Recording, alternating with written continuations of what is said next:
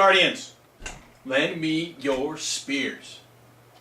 Tis I, Derek Osborne, also known as the Angelic One, your host for episode 29, the Throne of Angels video blog, here to show you a world in miniature. Welcome! How's everybody doing? It's been a long hiatus. My apologies for those of you who are expecting updates sooner.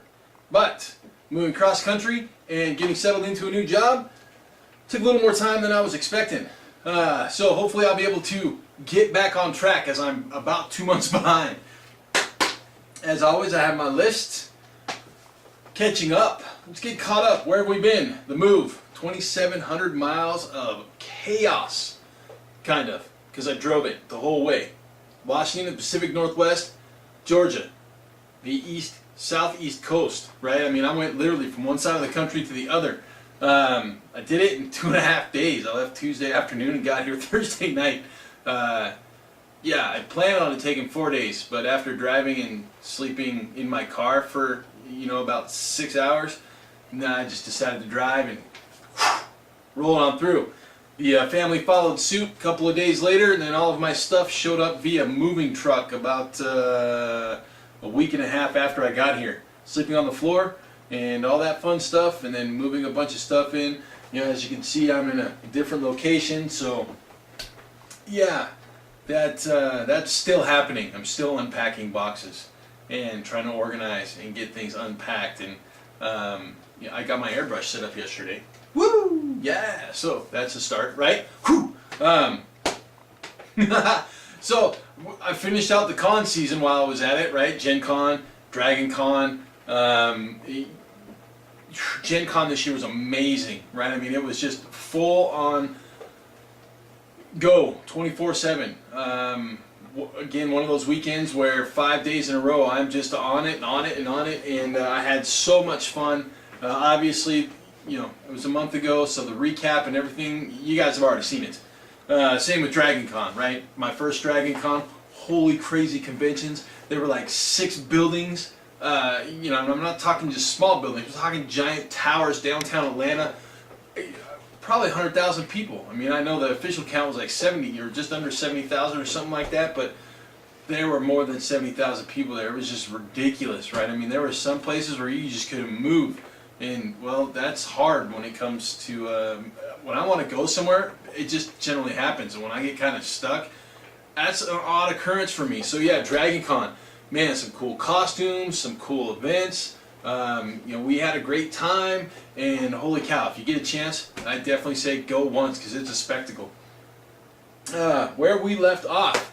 Last episode, I showed you guys Project Zombicide. 4.5 months of painting. What a nightmare. Holy crap.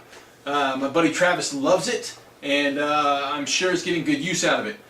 I will never paint another Zombicide figure in my life. My box is sitting up there, and it's going to stay blank. I guarantee it. Because that was miserable. Holy cow.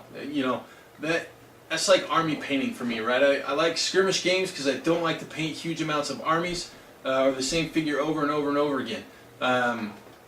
However, I'm working on a Warhammer 30,000 project right now, so I don't know if that'll get painted entirely. Now that I have an airbrush and I'm working on that, I'll probably get done quicker. We'll see. We'll get it figured out.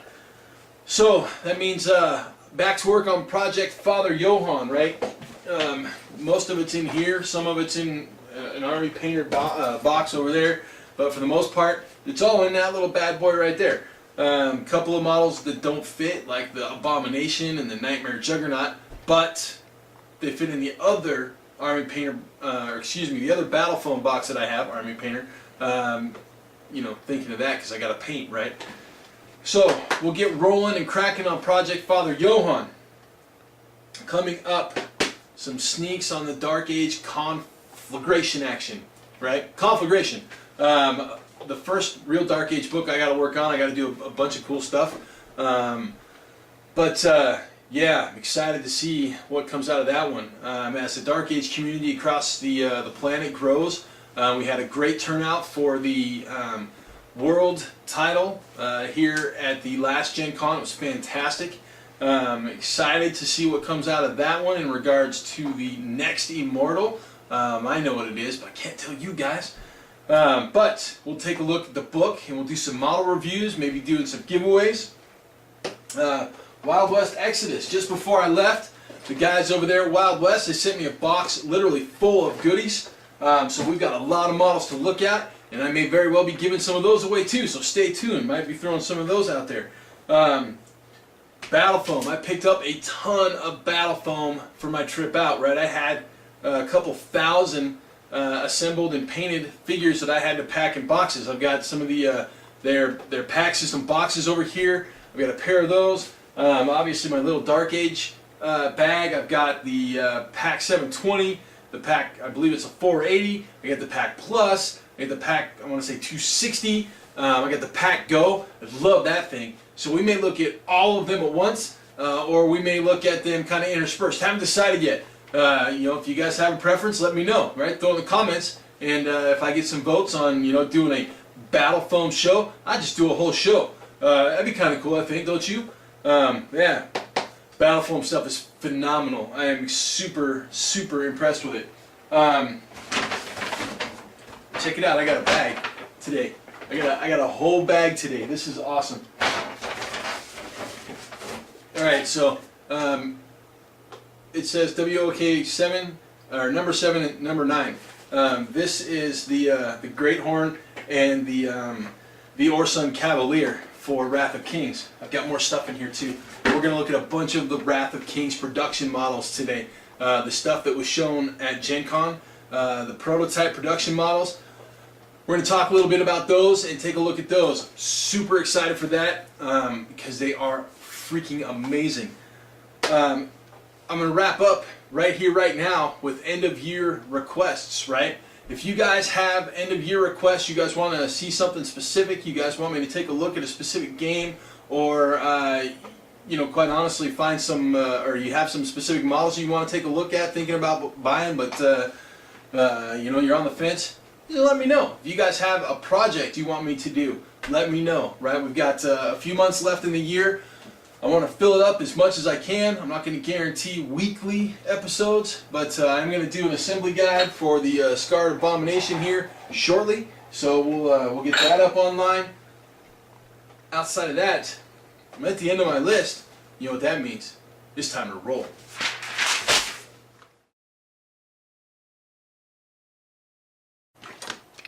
Obviously, I've got a lot of awesome stuff to show you guys here, so I will go over specifics on these guys here.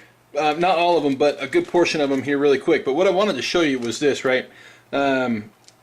These are the different pieces that come with the kit. Or I'm not going to say the kit, but that come with each character, right? There's multiple different pieces. However, I wanted to show you that these are truly production models, right? They obviously labeled them as prototypes because there are certain things that haven't been finalized, like the color of the plastic, right? The color of the plastic might change. The plastic that's used for the weapons might change. This one is the same as this one. However, a couple of the other weapons are a different material. So, for the most part, though, however, all of this stuff is final. And I can say that with a good amount of certainty because this is what I've been told. As you can see, the parts go together really quickly, really easily. They're kind of like puzzle pieces, right? Just basically punch them all together,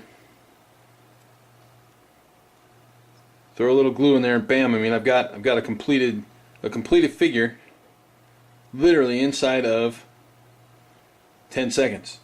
Now, there's a couple of little things that I'll need to clean, right? I'll need to clean here, and you know, there might be a mold line or two. Like there's a mold line here. But I did actually clean the mold line on one of these guys just to see how tough it was. And I think, yep, it just so happens to be this same guy. So there's a mold line right there. You guys can see it. I cleaned it off of this guy. So I wanted to see how hard this plastic is, because I've heard like complaints about Privateer's plastic. However, I don't play a whole lot of War Machine anymore, and I don't have any of their plastic models. All the stuff I have is all metal.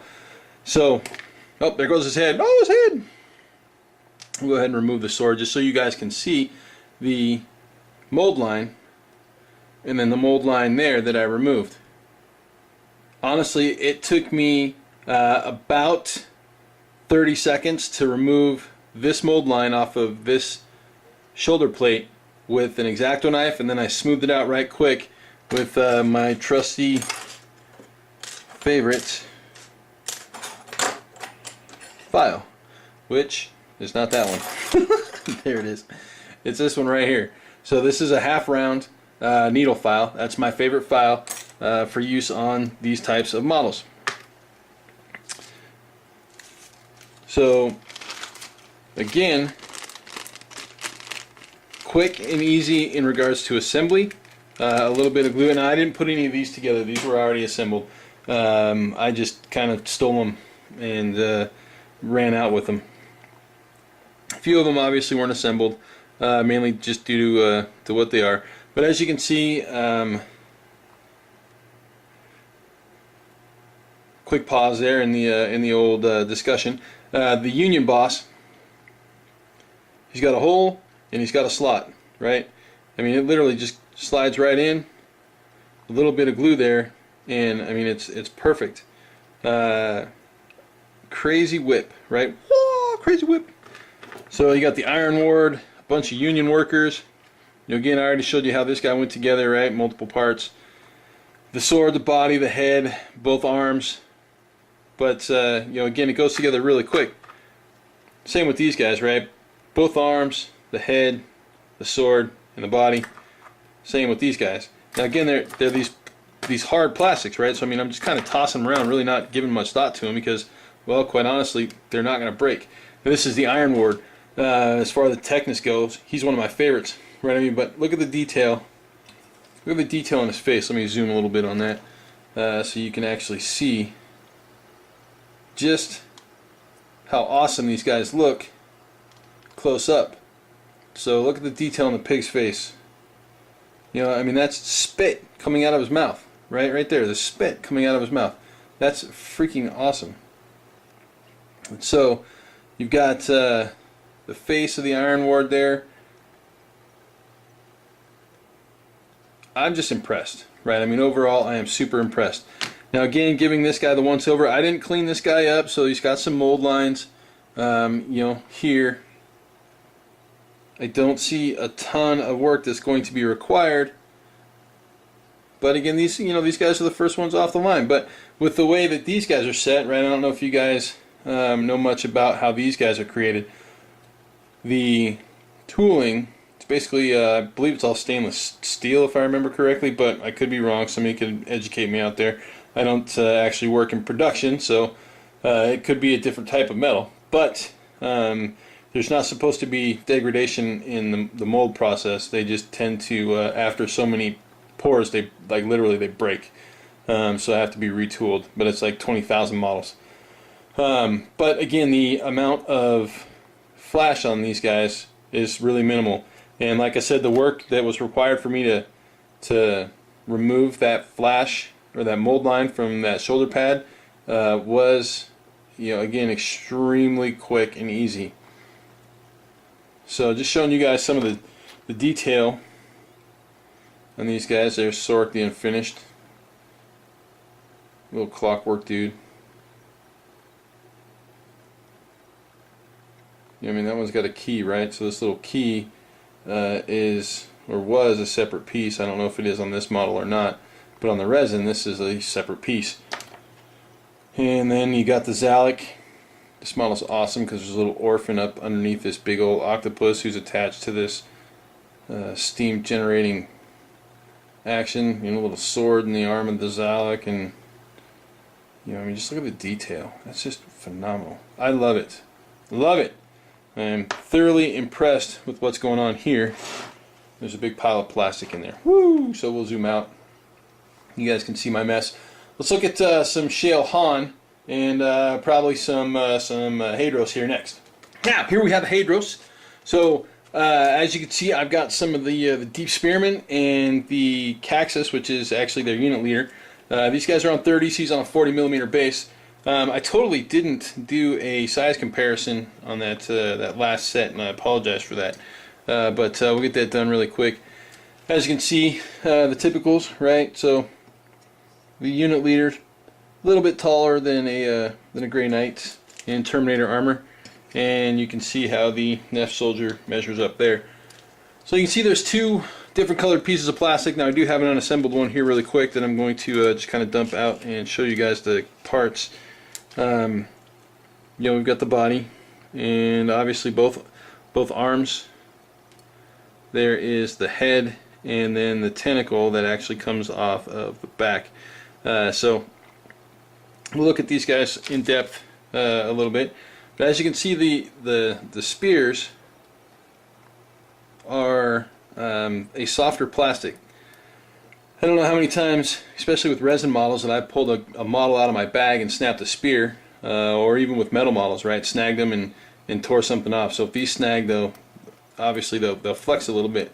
That was kind of an on-purpose design choice, which, quite honestly, I'm 100% okay with. But you can see the detail in these guys, and really how they look as I zoom in, and notice that they're fantastic models, right? The Cactus, I love this guy. He's got so much flavor, so much personality. You know, I mean, he's just messed up really on a whole as far as being a giant demon fish guy. But again, the unit leader for these guys, and again his weapon, same thing, right? It's that flexible plastic. I mean, look, even in the arm joint, right? And this one I don't believe is glued in. However, not a big deal. You can see the detail in the different poses.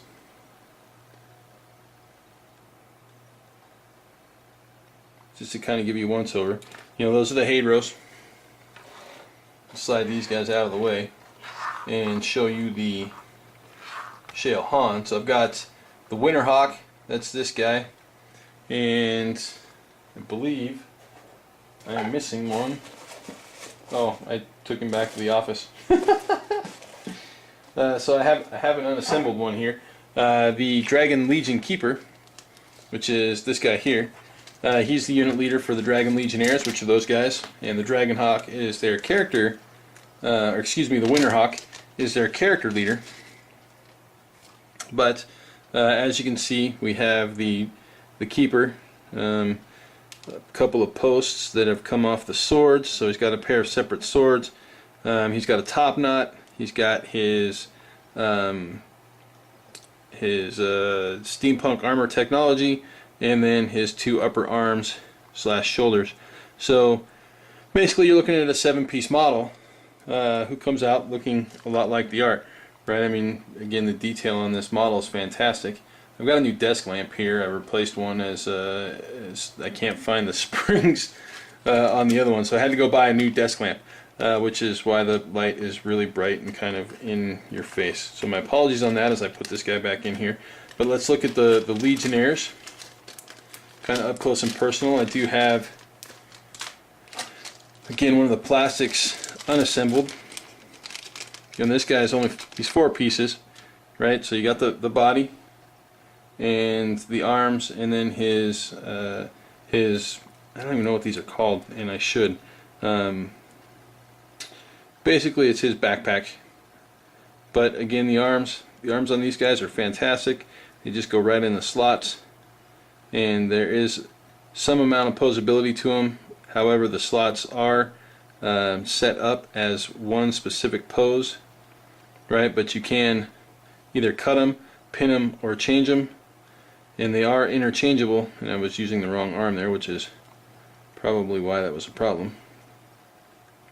So you can interchange them between the two, right? And the way that the poses are set up, the posts are shaped specifically for the arms for each type of model. There we go. And again, that's not with any glue, right? That one fell out, but this one, however, not. And then the back piece goes right there. So again, quick, easily assembly. A little bit of glue goes a long way, but I'm not going to put these guys together because, quite frankly, I don't want to. Because I have 3 of them here, right? I've got 3 of these guys already assembled. I'll go ahead and show you the detail on them close up. because it really is quite phenomenal for being a plastic model, especially considering the cost to you, the gamer. So I have it on good authority. The starter box is $60 via the Kickstarter. If you guys missed the Kickstarter, send an email to kickstarter@cmon.com and inquire on getting information on release.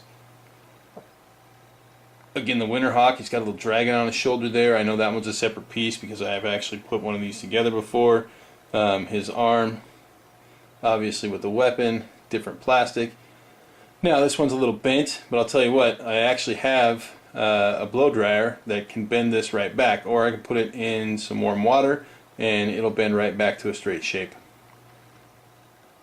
That backpack is a separate piece, and then obviously his arm, you can see the little separation line there. His arm is a separate piece. But again, looking at the model, I love it. I'm so excited. I'm super excited for this game. I do have an actual pre-production model. These were this was actually, you can see it's a different plastic from this model. These were the pre-production dragons, right? So this is the stuff that was the test that came and really kind of showed us what was possible, what we might see coming. And I haven't seen any of the production Fulongs yet, but you know, I mean, this model is fantastic. It's so beautiful.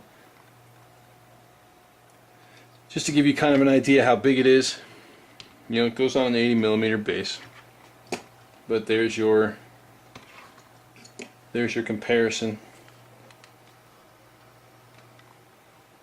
and the rider. So that's what you're looking at in regards to size comparison. That model is freaking huge and it is awesome. I absolutely adore it. I'm super in love with the Fulongs. So again, this is a pre-production prototype where these other models are production prototypes. And again, when I say prototype, I'm talking about simple early plastic runs, which means they are still making the final decision on what plastics, and that has to do with paint application. Oh, and I kicked my camera. I hate it when that happens. My bad. Sorry, guys and gals. But they are going to decide on final plastics based off of how paint adheres to them. You know, obviously, Cool Mini or Not is a miniature company, so they want to make awesome miniatures that take paint really, really well. But as a group shot, final group shot, the Hadros and Shael Han. Alright, so I'm going to show a couple of the larger the larger production prototypes, and we'll wrap it up. This is one of the things that really, really excites me about Wrath of Kings. The huge, basically rank 2 specialists that come with the game. This is an 80mm base, and give you an idea of what that actually means. That's the 40mm and the 40mm from Games Workshop and Privateer. That makes these models absolutely ginormous, right? I mean, if we look at basically the profile view of that Great Horn next to the Grey Knight in Terminator armor, or the Oolong, or excuse me, the Orsund. The Oolong, that was the old name. The Orsund Cavalier versus the Nephilim Soldier. I'm at a loss to how awesome these models are. So now that we got the size comparisons out of the way, you know, I do have a couple of these bad boys. You know, they're parts. So I'm just going to spill this out here. This is the Great Horn. Okay, as you can see, his weapons and his horns, they're made of a different plastic, right? So is his hammer. It's made of a different plastic. Again, this is that more flexible plastic that allows for snagging, right? So this hammer isn't glued in, but obviously it should be. These horns, if you snag them on something, they're not going to break, right? Same with the sword. The sword actually is really thick, however, so I don't see it breaking anyways. But as you can see, the detail on that model is phenomenal, right? I mean, you got the veins in the shoulders and across the chest. You know, I mean, just the sheer beauty of this model is phenomenal. I'm using like the same words over and over again, but quite honestly, I'm a little dumbfounded at what we're getting out of a plastic model, right? I mean, this thing is fantastic. It's absolutely gorgeous. And again, the size of these models are impressive, but the ease at which they go together, right? I mean, that's just, to me, I'm not gonna say it borders on ridiculous, but it just kind of borders on ridiculous, right? I mean, bam. And this is the first time I've actually busted out the parts for this guy, so I really honestly have never put one of these together before.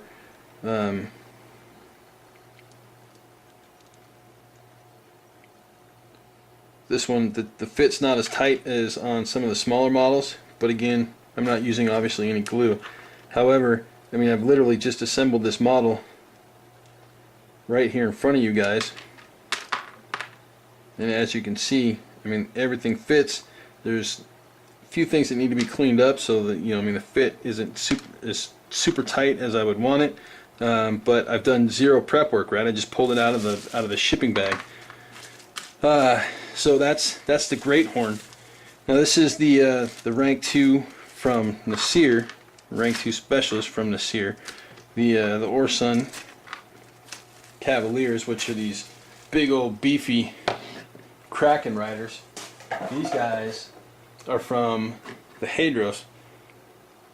Now look at some of the detail on this, right? Look at the underside of those tentacles. I mean, that's just ridiculous, right? And then let's look at the I don't even know what you call that, the bulbous body of the Orsun itself, the rider. Now again, his spear obviously is the softer plastic, but look at the detail on those tentacles. I mean, that's just ridiculous. So I've also got one of those here. So we've got two little pieces. One looks like a horn of some sort. Might go on the bottom. No, it goes on the bottom of the spear. Okay, so it goes on the bottom of the spear. Obviously, putting this guy together, not going to take a whole lot of time, but a little bit more than the Great Horn because he has a few more pieces. It's kind of like putting a puzzle together. It's really it's actually fun, right? Because basically they've got like matching holes, right? So you just have to kind of find where the holes are at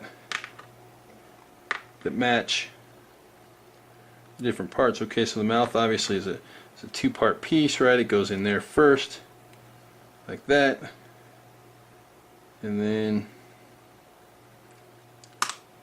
again, no glue, but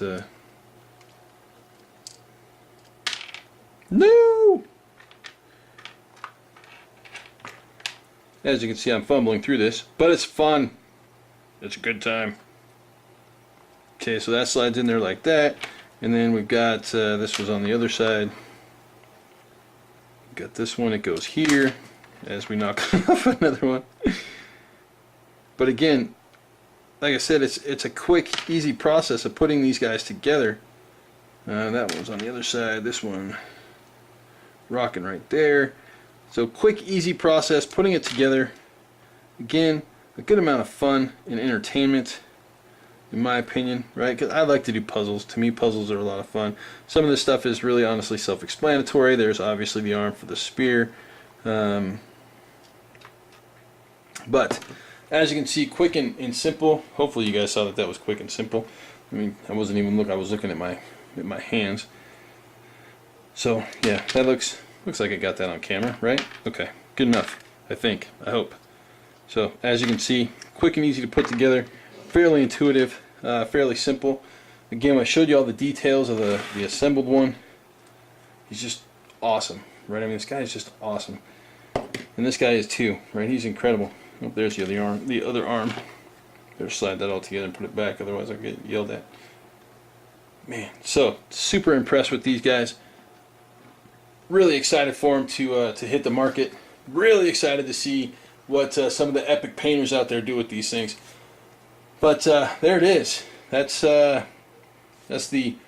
production prototypes, right? And again, prototypes because the final plastic hasn't been decided on, and that's both counts, right? The final plastic color and the plastic type. Again, it's all based off of what is going to be best suited for painting, and you know, really, I am super impressed. So back real quick with the wrap. And that's a wrap for episode 29, right? Again, I can't express it. I am absolutely in love with Wrath of Kings and what's coming and what's going to happen with that game.